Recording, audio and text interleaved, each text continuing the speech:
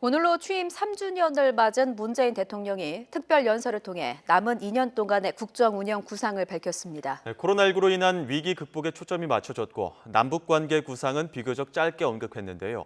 이번 연설에서 내놓은 국정 계획과 새롭게 꾸려진 여야 원내 세령탑 소식까지 알아보도록 하겠습니다. 차재원 부산가톨릭대 교수, 이기재 좋은도시연구소 대표 나오셨습니다. 어서 오십시오. 안녕하세요. 네, 안녕하세요.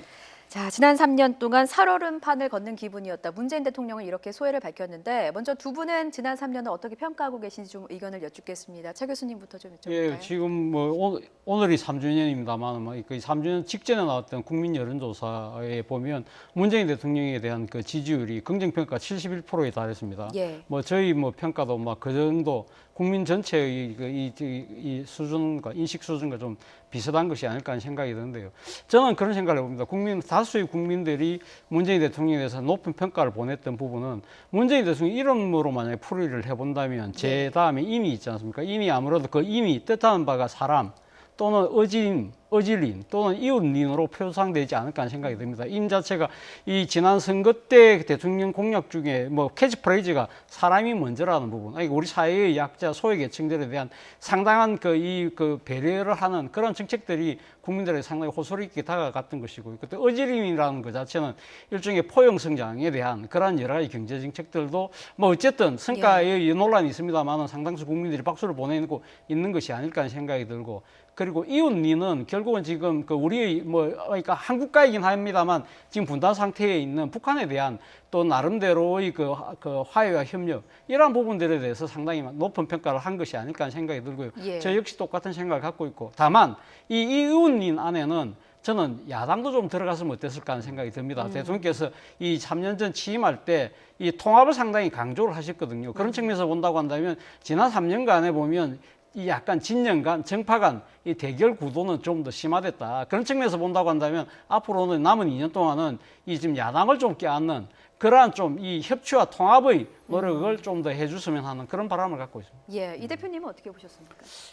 물론 이제 말씀하셨듯이 이제 71%의 지금 국민 지지율을 보여주고 있는데 그게 저는 이제 볼 때는 이제 코로나 이전과 코로나 이후를 좀 나눠봐야 될 것 같습니다. 왜냐하면은 사실 코로나 전국이 지금 터진 게 한 3-4개월 이 정도 됐고, 그래서 이제 사실 이제 총선을 거치면서 이제 대통령 지지율이 이제 급상승을 했는데요. 사실 그 전으로 이렇게 돌아가 보면 그 어떤 상황이 있었냐 보면은 실제로 그 탄핵 정국 이후에 들어섰기는 하지만 어쨌든 적폐청산을 하면서 국민을 사실 편가르게 했고, 그러면서 이제 뭐 내로남불이 상징적인 말이 됐지 않습니까? 그것에 상징적으로 이제 정리된 게 이제 조국 사태였고, 그다음에 뭐 경제 성적표도 사실은 좋게 저는 줄 수가 없다고 봐요. 왜냐면은 뭐 생산이나 소비, 투자 모든 지표가 사실은 하향 지표였고, 경제 성장률이 2.0을 간신히 찍은 상황이었잖아요.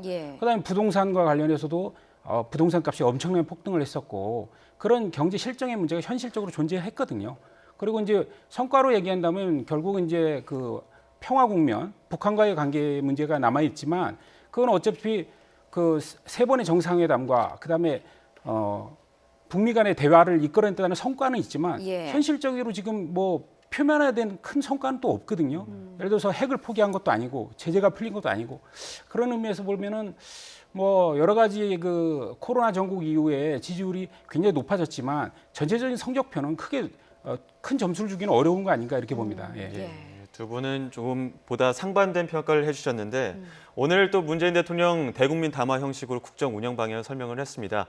아무래도 가장 강조한 부분은 코로나19 극복에 대한 메시지였는데 화면 먼저 보시죠. 지금의 위기를 새로운 기회와 발전의 원동력으로 삼겠습니다. 우리의 목표는 세계 속의 대한민국을 넘어서 있습니다. 우리의 목표는 세계를 선도하는 대한민국입니다. 공공보건의료 체계와 감염병 대응 역량을 획기적으로 강화하여 보다 안전한 대한민국을 만들어 나가겠습니다. 전문가들이 올해 가을 또는 겨울로 예상하는 2차 대유행에 대비하려면 매우 시급한 과제입니다. 네, 전반적으로 방역책의 개선을 강조했는데 두 분 모두 눈여겨보신 부분이 있을 것 같습니다. 먼저 이 대표님부터 말씀해 주시죠.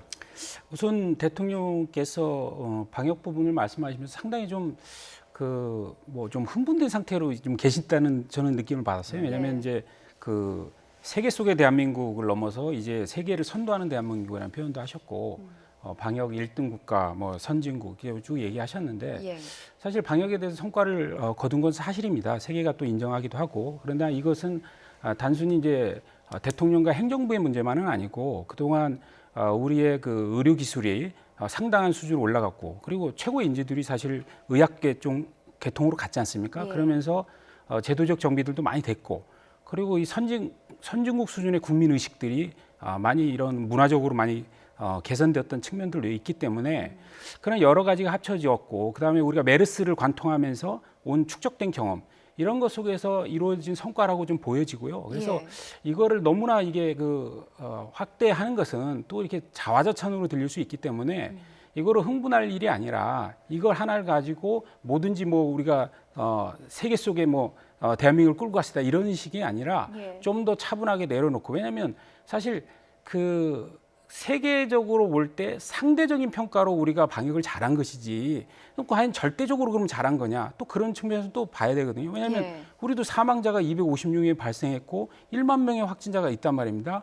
그리고 처음에 어떤 초기 방역에 있어서의 혼선도 있었고 마스크 대란도 있었고 그리고 지금 또다시 지금 이태원 클럽의 문제가 되면서 또다시 재확산의 징조도 보이고 있지 않습니까? 예. 이런 등등을 봤을 때 너무 샴페인을 일찍 터뜨리는 것 같은 그런 발언보다는 좀 더 차분하게 이 상황을 진단하고 우리가 가야 될 길을 걸어 나가야 되지 않겠냐 이렇게 생각합니다. 예. 차 교수님 어떻게 보십니까? 예, 저는 뭐 두 가지 관점에서 상당히 좀 주목을 해봤는데요. 첫 번째는 대통령께서 이런 말씀하셨잖아요. 끝날 때까지 끝난 것이 아니다는 예. 이야기인데요. 사실 뭐 우리가 상당히 방역 모범 국가다. 그리고 상당히 이 감염자 수도 상당히 줄어들고 뭐 그런 측면들 때문에 이 지금 해제 거리두기를 좀 완화해서 생활 속 방역으로 지금 이제 전환한 단계이긴 하지만 그건 아직 안심할 단계는 아니라는 것이죠. 그리고 이러한 부분들 때문에 지금 향후 여러 가지 지금 감염병과 관련된 이 후속 조치들에 대해서 상당히 정부는 상당히 긴장의 끈을 늦추지 않고 하겠다는 그런 의지를 보였던 것이고요.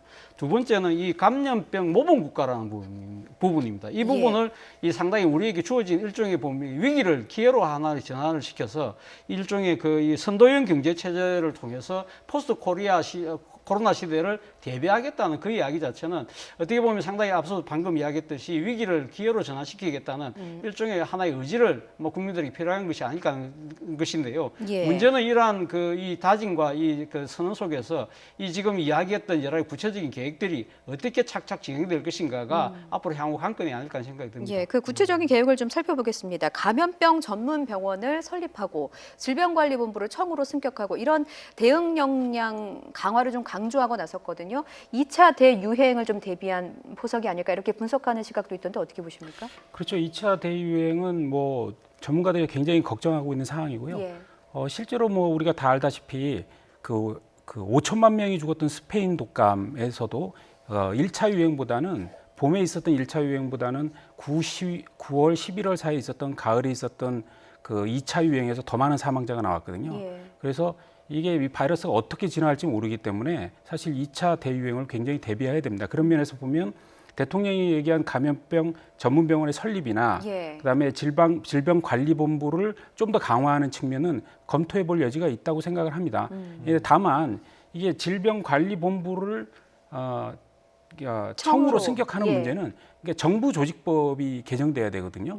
우리 정부조직법 4장에 보면 이제 18개 우리 행정부서에 대한 규정이 있는데 사실 지금 이제 대통령께서 이제 차관을 한 명 더 두는 것까지 얘기하셨잖아요. 예. 청으로 승격하면 이제 차관을 두는 건데 지금 현재 18개 부서 중에 다 장관 한 명, 차관 한 명을 두게 돼 있고 5개 부서만 기재부, 국토부 이렇게 해갖고 5개 부서만 2차관을 두게 규정돼 있습니다. 그래서 이걸 바꾸려면 정부조직법 관련해서 국회의 동의를 받아야 됩니다. 그래서 사실 대통령이 협조를 구했는데 이 문제와 관련해서는 또 우리가 짚어봐야 되는 것이 질병관리본부를 좀 더 격상하고 기능을 강화해야 된다는 측면은 동의하지만 예.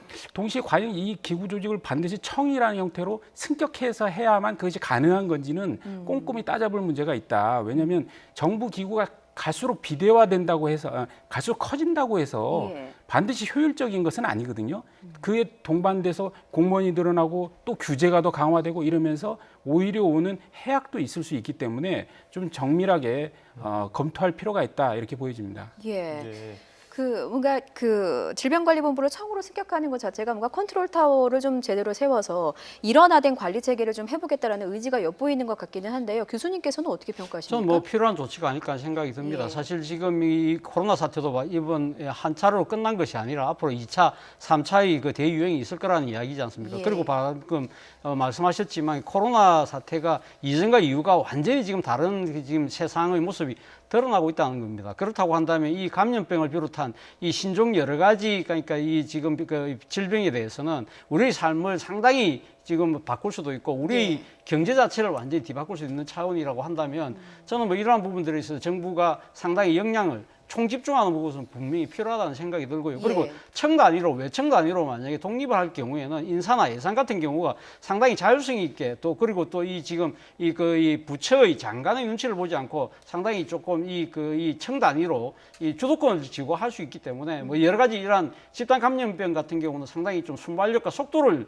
요구하는 사안이라고 한다면 예. 저는 그런 부분들에 있어서는 외청으로의 독립은 꼭 필요한 것이 아닐까 하는 생각이 들고 그리고 지금 그 보건복지부 같은 경우는 지금 단수 차관인데 이걸 복수 차관으로 지금 또 늘리겠다는 부분 예. 물론 지금 이 정부 기구의 비대화가 그 효율성으로 지금 그러니까 연결되지 않는다는 비판은 맞습니다만 그럼에도 불구하고 보건복지부지 않습니까? 보건복지부는 보건의료와 복지라는 두 기능이 지금 합쳐져 있다는 것인데 그리고 그러한 그 두 기능이 복합적으로 지금 작용하고 있는 데 있어서의 이 단수 차관이라는 부분이 이 조직을 운영하는 데 상당한 여러 가지 문제점이 있었다. 그리고 특히 지금 우리가 지금 복지 부분, 또 의료 부분 이쪽에서 예산이 지금 급증하고 있어요. 예. 지금 올해 512조 예산 중에서 약 지금 16%를 차지하는 80조가 넘는 예산이 지금 보건복지 예산입니다. 그렇다고 한다면 다른 교육이나 국방에보다도 훨씬 더 많은 예산을 쓰고 있다고 한다면 여기는 저는 차라리 보건의료와 복지하고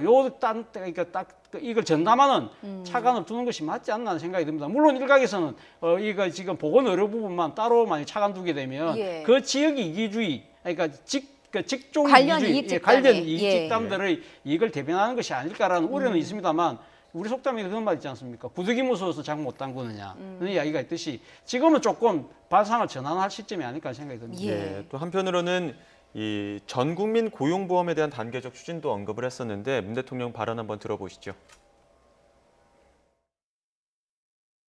지금의 코로나 위기는 여전히 취약한 우리의 고용 안전망을 더욱 튼튼히 구축할 것을 요구하고 있습니다. 모든 취업자가 고용보험 혜택을 받는 전 국민 고용보험 시대의 기초를 놓겠습니다. 네, 문 대통령의 대선 공약에는 없던 내용입니다. 이 전 국민 고용보험제도. 이 내용을 언급한 배경이 있을 것 같은데요. 어떻게 보십니까? 먼저 차 교수님부터. 예, 아무래도 뭐 지금 코로나 이 사태 때문에 사실 미국 같은 경우가 지금 그 한 달 사이에 이 일자리가 한 2천만 개 없어졌다고 그래요. 그 예. 2천만 개라는 것 자체가 10년 동안 만들어졌던 일자리가 한꺼번에 없어졌다는 겁니다. 지금 우리 같은 경우는 아직까지 완전히 직접적인 충격파가 지금 완전히 현실화되고 있지는 않지만 지금 상당히 이번 하반기는 어려울 것이다. 그리고 실질적으로 지금 많은 분들이 지금 일자리를 잃어버리고 있지 않습니까? 근데 일자리를 만약에 잃게 될 경우에는 그거는 지금 어떻게 보면 여러 가지 그 소비라든지 그런 부분들에 있어서의 악재가 됨으로 해서 경기의 장기 침체 그것은 결국은 또 경제의 악순환을 이어질 수밖에 없다. 그런 상황이라고 한다면 이러한 부분들이 있어서 그러면 지금 서구 선진 사회들처럼 복지국가들처럼 사회적 안전망이 잘 돼 있느냐 예. 그렇지 않다는 겁니다. 그 중에 하나가 지금 고용보험이라는 건데 고용보험이라는 거는 본인이 근로를 하고 있을 때 보험료를 내고 난 뒤에 그리고 자기가 일자리를 상실했을 때 그 부분에 대해서 보험으로 자신의 생계를 좀 나름대로 그러니까 보조받는 그러한 그 시스템인데 지금 우리나라 같은 경우는 지금 상시 근로자들 가운데 약 절반 정도밖에 지금 고용보험의 혜택을 받지 못하고 있거든요. 예. 그렇다고 한다면 이 고용보험을 없는 분들 같은 경우 만약 일자리를 잃게 될 경우에는 말 그대로 진짜 깜깜한 경제적 절벽에 직면하는 상황이 된다는 것이죠. 그거 자체가 사회적 불안정으로 또 이어질 수밖에 없는 예. 그런 상황이라고 한다면 대통령 입장에서는 이 제도의 보완은 분명히 필요하다는 겁니다. 근데 문제는 지금 재원이 막대하게 들어가기 때문에 예. 이 부분에 대해서는 앞으로 지금 일단 원칙론 차원에서 정부가 일단 한번 해보겠다는 의지는 일단 밝힌 거이긴 합니다만 구체적인 그 로드맵, 또 타임테이블 이런 부분들에 대해서는 아마 좀 정부 차원에서 좀 더 깊숙한 논의를 거친 뒤에 예. 뭐 아마 이 플랜을 내놓지 않을까 하는 생각이 듭니다. 지금 차 교수님께서 어떤 보완해야 할 부분을 좀 짚어주셨는데 현실적으로 재원 마련에는 걸림돌이 있는 게 사실입니다. 그래서 여야도 이 발언에 대해서 좀 온도차를 보이고 있는데 어디서부터 매듭을 좀 풀어가야겠습니까? 우선 문재인 대통령이 3주년 기념 연설에서 사실 굉장히 큰 아젠다를 던졌다고 저는 봐요. 예. 왜냐하면 전국민 고용보험제도 부분이 아마 큰 논란이 될 겁니다. 오늘 던진 거로. 그래서 예. 사실 오늘 던지기 전에 지난 1일 그 강기정 수석이 이 건에 대해서 언급을 했었고 또 이인영 대표가 원내대표가 언급하고 그다음에 기재부 1차관이 계속 연달아 언급하면서 이 아젠다를 만들어 가려고 하는가 아닌가라는 의견이 있었는데 실제로 이번에 기념 연설에서 밝히면서 이 아젠다를 끌고 가겠구나 이런 생각을 했고요. 저는 뭐 개인적으로 정치적으로는 좋은 아젠다로 생각합니다. 왜냐하면 전 국민 그 고용보험의 문제의 필요성은 계속 제기돼 왔었고 예. 그다음에 이게 사실은 처음에 된 거는 1993년이죠. YS 정부 때 고용보험법이 제정됐고 95년에 이제 도입된 거거든요. 예. 문제는 이제 이 현재 있는 고용보험 제도 갖고는 그 지금 현재 전체 노동자를 우리가 2,700만 명 정도로 추계하고 있는데 그중에 한 1,390만 명 정도만 이 혜택을 보고 있어요. 나머지는 절반은 이 혜택을 못 보고 있거든요. 그래서 문제는 이 나머지 절반에 대해서 이제 전 국민 고용보험 제도로 해서 다 가입시키자, 편입시키자 이건데 예. 문제는 이 재원을 어떻게 할 거냐? 왜냐하면 일반 근로자들은 본인 부담으로 한 0.8, 그 급여의 0.8%를 내고 또 사업자가 비슷한 규모의 그 돈을 내거든요. 근데 이제 자영업자나 혹은 뭐 특수고용직 노동자나 이런 부분들은 사업자가 누가 내주는 게 아니잖아요. 예. 그럼 그걸 온전히 본인이 예를 들어서 1.6%에서 한 2.0%까지 될 텐데 이걸 자기가 내야 될 텐데 그러면 이거를 누가 과연 내겠느냐? 그러면 국가가 일정 부분을 내줘야 그 같이 매칭해서 내지 않겠느냐 이런 이제 의견 제기를 할 수가 있기 때문에 그러면 이제 국가가 수반하는 예산 이 문제가 되는 거죠. 예. 왜냐하면 현재 있는 고용보험만으로도 지금 그 코로나 사태 이후에 급격하게 지금 실업이 증가하고 있지 않습니까? 그래서 3월 달 보니까 한 60만 명의 그 실업급여를 받았더라고요. 60만 명이. 예. 그럼 그 돈만 해도 8,900억이 넘습니다. 그러면 이 현재 이 코로나 이 전국이 더 길어지면 현재 가입자들만 해도 엄청난 재원이 필요하고 그러면 현재 있는 고용보험조차도 고갈될 위험에 처해 있는 상황으로 갈 텐데 예. 그럼 과연 자영업자들, 프리랜서, 특수고용직노동자들 어떻게 편입해서 이것을 이 재원을 감당할 거냐 이게 추계가 가능하겠느냐 이런 부분에서 사실 재원 마련이 쉬운 문제는 아닙니다. 예. 예, 뭐 다른 내용도 한번 짚어보겠습니다. 남북 관계 메시지에 대해서는 다른 내용들에 대해서 좀 비중이 적었는데요. 어떤 언급들이 나왔었는지 한번 들어보도록 하겠습니다. 남과 북도 인간 안보에 협력하여 하나의 생명 공동체가 되고 평화 공동체로 나아가길 희망합니다. 북한에 우리가 계속해서 독촉만 할 수 있는 상황은 아니라고 생각하고 이 코로나 상황이 진정되는 대로 우리의 제안이 북한에 의해서 받아들여지도록 지속적으로 대화하고 설득해 나갈 예정입니다. 이렇게 발언을 들어보셨을 때는 문재인 대통령 남은 임기 동안 남북 관계는 어떻게 전망해 볼 수 있을까요? 그 대통령 남은 임기 동안 지금 2년인데요. 상대를 지금 현재 돌파하고 그렇게 쉬워 보이지는 않습니다. 대통령께서 이야기하셨다시피 지금 아직까지 북한에 대해서 여러 가지 우리가 지금 협력의 손길을 내밀고 있지만 북한 아직 그 이러한 부분에 지금 신경을 쓸 수 있는 아마 여유가 없는 것 같아요. 지금 당장 코로나라는 문제도 있고요. 그리고 또 하나는 지금 북한은 사실 어떻게 보면 남북 관계의를 지렛대로 해서 북미 간의 그러니까 지금 이게 톱다운 방식의 그러니까 이 돌파구를 만들겠다는 거지 않습니까? 그렇다고 한다면 이 지금 문재인 대통령, 문재인 정부가 지금 사실 북한에 대해서 지금 여러 가지 손을 내밀고 있는 것 중에 하나는 교착 국면에 빠져 있는 북미 대화 속에서 그리고 또 이 북한에 대한 대북 제재 속에서 남북이 그나마 할 수 있는 나름대로 조그만 조치들을 통해서라도 뭔가를 돌파를 한번 해보자는 것인데 이 부분에 대해서 과연 북한이 인식 변화를 가질 수 있을 것이냐. 북한 입장에서는 오히려 우리는 한꺼번에 모든 걸 일괄적으로 타결해 나가는 것이 좋다. 그것은 그 방식으로 간다고 했을 때는 남한이 아니라 거의 대화의 상대는 미국, 그중에서도 미국 대통령하고 이야기를 해야 된다는 상황인데 이러한 인식 변화를 가지고 올 수 있느냐의 부분이기 때문에 사실 쉬워 보이지는 않습니다. 그러나 아마 북한 입장에서도 아마 고민을 할 겁니다. 지금 당장 이 미국 같은 경우가 지금 이 북한과의 비핵화 협상을 할 수 있는 상황이 아니지 않습니까? 미국도 지금 코로나가 지금 발등에 불이 떨어져 있는 상황이고요. 그리고 지금 이 트럼프 대통령 입장에서도 본인이 재선이 지금 될지 안 될지도 모르는 상황이라고 한다면 어차피 이번 연말까지는 지금 상황이 계속적으로 질질 이런 식으로 교착 국면 속에서 진행될 수밖에 없다. 그렇다고 한다면 문재인 대통령이 내미는 손을 잡고 뭔가 또 다른 방식의 한번 시도를 해볼 수도 있지 않을까라는 생각으로 약간의 태도 변화가 있다고 한다면 저는 뭐 긍정적인 하나의 물꼬가 터질 수 있다고 봅니다만 그거 자체는 아직 당장은 낙관하기에는 좀 이른 것 같습니다. 문재인 대통령의 취임 3주년 특별연설을 여기까지 좀 알아보고요. 다음 소식으로 좀 넘어가 보겠습니다. 문재인 대통령의 국정 운영과도 뗄 수 없는 게 바로 21대 국회잖아요. 지난주 여야 모두 신임 원내대표가 선출됐습니다. 자, 먼저 여당 원내대표로 선출됐죠. 김태년 의원의 소감부터 들어보시겠습니다. 통합의 리더십으로 당을 하나로 모으고 당 정청의 역량을 위기 극복에 집중시키겠습니다. 4선의 김태년 의원, 친문 당권파로 꼽히는 인물입니다. 슈퍼 여당의 원내사령탑이 됐는데 이게 어떤 의미가 있다고 보십니까? 우선 그 김태년 의원하고 전해철 의원하고 전부 다 친문을 다 표방했던 것이고 단지 이제 전해철 의원 같은 경우는 워낙 삼철이라고 해서 그야말로 문재인 대통령을 지킨 사람들 아닙니까? 그러다 보니까 아무래도 의원들끼리는 그런 부담이 있었을 것 같아요. 너무나 친문 색깔이 될 수도 있다 이런 부담이 있을 것 같고 또 그런데 이제 또 어쨌든 그 원내대표 선거는 그런 정치적 계산도 있지만 사실 친소 관계나 이런 거에 의해서 많이 좌우되거든요. 그런 면에서 김태년 의원이 지난번에 한번 출마를 했었고 그리고 낙선을 했었기 때문에 그런 그동안에 그 쌓아온 그 인간관계나 활동들이 많이 이게 그 작용을 했을 거라고 봅니다. 또한 그 본인이 또 정책위 의장을 했기 때문에 꼼꼼하게 정책적인 부분에 대해서 챙겨갈 것이다라는 것에 대해서 의원들한테 좀 믿음을 줬을 것 같고요.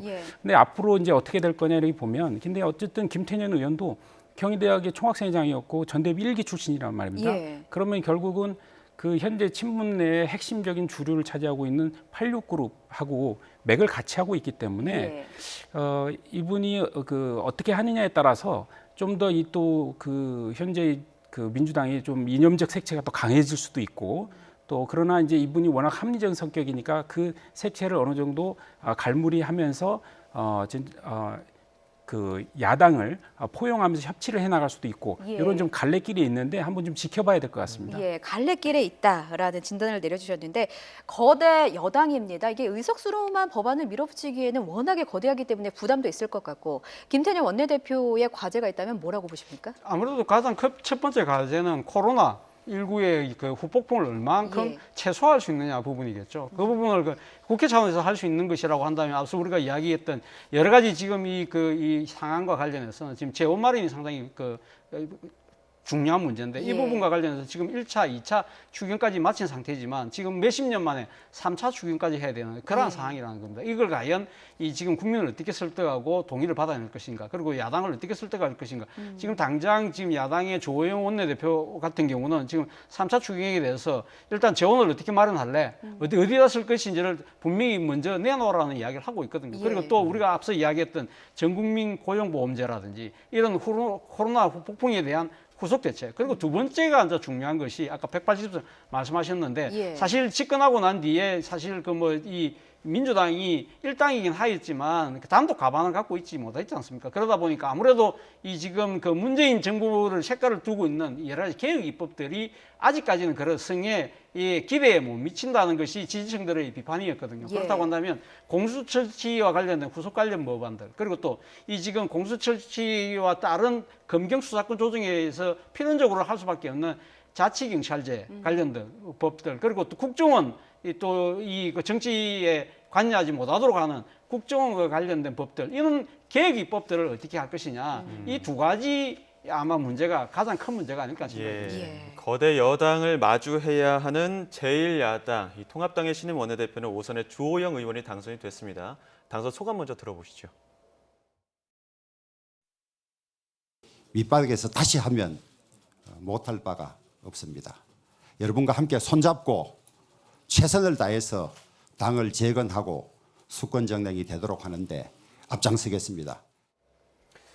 네, 주호영 신임 원내대표의 선결 과제라고 해야 될까요? 가장 급한 급선무인 문제는 김종인 비대위 출범 여부지 않습니까? 예. 그럼요. 예. 김종인 비대위 출범 여부가 가장 급하고 또 이제 원 구성과 관련해서 협상도 해야 되고 또 이제 또 7월 달에 있을 공수처 관련해서 또 준비도 해야 되고 할 일이 굉장히 산적해 있죠. 예. 그런데 어쨌든 주호영 원내대표가 선택되면서 제가 이제 그 이후에 이제 여러 가지 이제 청취를 해보니까 결국 이제 뭐 토론회도 많이 사전에 있었지 않습니까? 네. 근데 이제 토론회 변별력보다는 다 어떤 경험치에 대해서 많이 점수를 주셨다고 하더라고요. 네. 왜냐하면 이제 권영세 의원하고 짝을 열었던 조혜진 의원은 다 훌륭하신 분인데 예. 어쨌든 권영세 의원도 한 8년 동안 국회를 비셨거든요. 조혜진 의원도 4년을 비셨고 그런 상황에서 지금 이제 이 180석의 거열을 슈퍼 여당을 상대해야 되는데 경험이 좀 많은 부분이 해야 된다라는 차원에서 주호영 의원에 대해서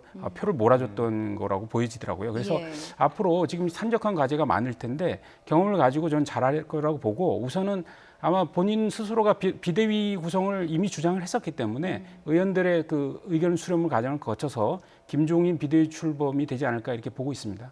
예. 당 안팎에서는 자강론이 또 나오기도 하던데 차 교수님께서는 어떻게 보십니까? 그렇습니다. 그러니까 지금 김종인 비대위 체제가 사실 불가피하다는 것이 그러니까 예. 지금 지난번 전국의 결론이긴 하였지만 이 당선자들, 특히 초선 당선자들 같은 경우는 우리끼리도 한번 해볼 수 있는 것이 아닐까 하는 그런 의혹을 갖고 있는 것도 사실인 것 같아요. 중진들도 그렇고 그렇죠. 중진들도 그렇고. 하고요. 예. 그래서 일단 아마 조영 원내대표 입장에서는 지금 김종인 전 총괄 선대위원장을 찾아가서 한 번쯤은 아마 이 당의 여러 가지 그러니까 지금 복잡한 사정을 이야기를 하고 예. 지금 가장 걸림돌이 지금 임기 부분 아닙니까? 예. 임기 부분인데 아마 8월 달까지 지금 4개월 한다는 것은 조금 말이 안 된다. 지금 이제 뭐 한 3개월밖에 안 되죠. 3개월밖에 한다는 건 말이 안 되지만 그렇다고 해서 지금 뭐 무기한적으로 맡길 수는 없다. 그렇다고 한다면 예를 들면 중간에 적절한 이 지금 시한을 정한다면 예를 들면 이번 정기국회가 끝날 때까지라든지 예. 이런 식의 시한을 못 박아서 지금 김종인 그러니까 비대위원장으로 모신다고 한다면 어느 정도의 뭐 그렇게 접점을 찾을 수 있으면 아마 이 당내의 반발도 좀 수그러들지 않을까 하는 생각이 들고요. 또 예. 한편으로는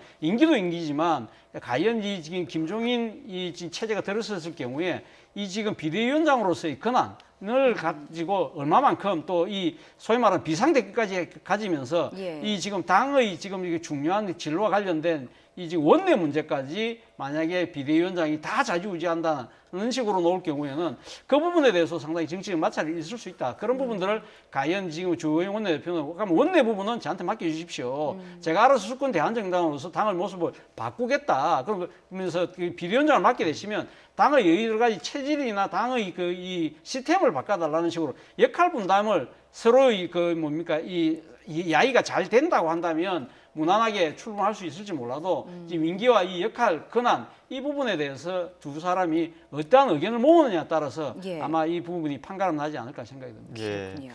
또 다른 과제라고 한다면 미래한국당과의 통합 문제도 남아 있는데 네. 합당 쪽으로 무게추가 쏠리는 모습이죠. 예, 그럼요. 예, 그 원래 저 민주당도 그랬지만 그 통합당에서도 총선 이후에 합당하겠다고 국민들한테 약속을 했었고, 예. 근데 다만 이제 그 상임위원장 배분 문제나 뭐 국고 보조금 문제나 해서 과연 어느 게 이익이 될 것이냐의 문제를 이제 좀 검토를 했었나 본데, 그는 사실 그 의원들도 그렇고 다 소탐대실할 수 있다라는 위험들 다 알고 있기 때문에 통합적으로 가닥이 잡히는 것 같습니다. 예, 그럼에도 불구하고 일각에서는 여전히 독자 생존론이 또 계속 제기되고 있는 상황이거든요. 모르겠습니다. 그러니까 이 지금 뭐 독자 생존론 이야기하는 부분들은 예. 제가 생각했을 때는 미래한국당의 당선자들 입장에서는 독자 생존론 이야기하시는 분은 저는 거의 들어보지를 못한 것 같습니다. 예. 지금 당 지도부라고 하는 원유철 대표를 비롯해서 이분들 쪽에서 아마 그런 이야기가 나온다. 그렇기 때문에 일각에서는 그런 이야기해요. 아, 이거 견물생심 아닌가? 뭐 이런 이야기도 하는데 예. 뭐 지금 그 원유철 대표 입장에서는 통합은 분명히 한다. 그러나 단지 그 시기는 정무적으로 판단한다는데 그 정무적 판단 시기가 점점 늦어질 경우는 우리 아까 이 대표 말씀하신 것처럼 예. 상당히 여러 가지 정치적인 이 지금 이 반대에 부딪히지 않을까 생각이 듭니다. 예, 알겠습니다. 두 분 말씀은 여기까지 듣도록 하겠습니다. 차재완 부산 가톨릭대 교수, 이기재 좋은 도시 연구소 대표와 함께 말씀 나눴습니다. 두 분 말씀 잘 들었습니다.